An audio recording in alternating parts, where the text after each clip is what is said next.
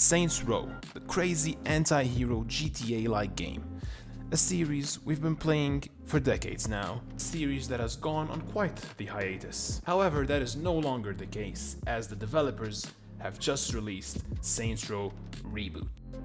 And Saints Row being one of my favorite video game series, I was quick to purchase, and I played through the entire game. Did they deliver their usual high-octane gameplay? Tune in to find out.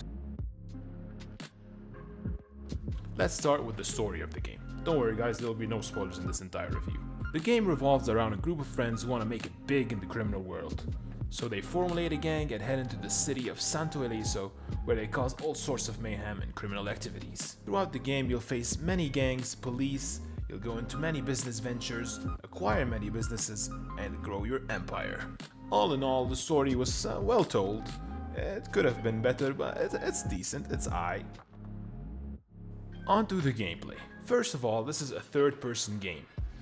It's got that basic grab a gun, shoot a gun, nothing too special to it. You get to unlock some skills every time you level up. Those skills, half of these skills are kinda boring, the other half are just okay. You have a series of takedown maneuvers. Those are kinda cool, they look cool, they function well. Sometimes they bug out, but most of the time they work.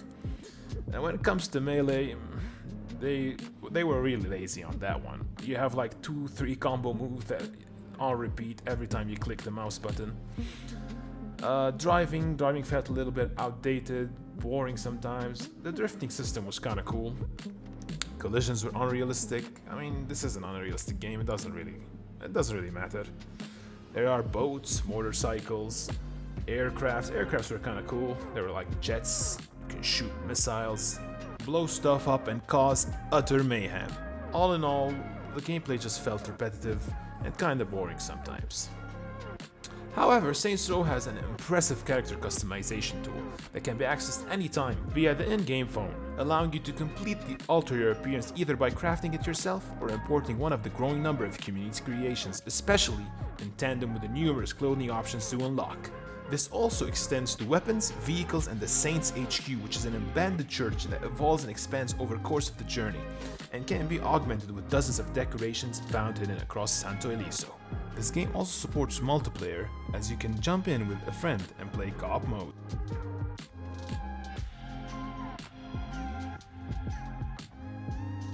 Now we get to the juicy part. Graphics. And in all honesty, they were horrendous. I've seen better graphics on mobile games, there I said it. Every scenery, building, the foliage looked minimum 10 years old. It often looks like they used pictures for the cities and other models around the map. The character models felt like they were out of a PS3 game, expressionless at most times, which made it hard to form connection with the characters of the game. A decent amount of graphical bugs occurred, from failing to load terrain to broken textures. I think you guys get the gist of it, so let's just move on. Let's move on to the audio. The official soundtrack was actually very good. A plethora of songs to vibe out to while you're out exploring or just simply fighting. The voice acting was very well synced and was decent. Audio cues were of high quality and fit the scenes very well. All around, audio was one of the things they had near perfection. Pricing and availability. Saints Row is available for purchase on PlayStation 4, PlayStation 5, Xbox One, Xbox Series X and Series S, Google Stadia and Microsoft Windows. There are 3 editions to this game: the Standard Edition, and that is priced at $60, the Gold Edition is priced at $90, and the Platinum Edition is at $100. To conclude, for a game that gives us so much opportunity to be precisely who we need to be through the sublime customization choices, it's odd that Saints Row itself struggles to forge its own identity when it comes to the types of criminal activities it makes available to us.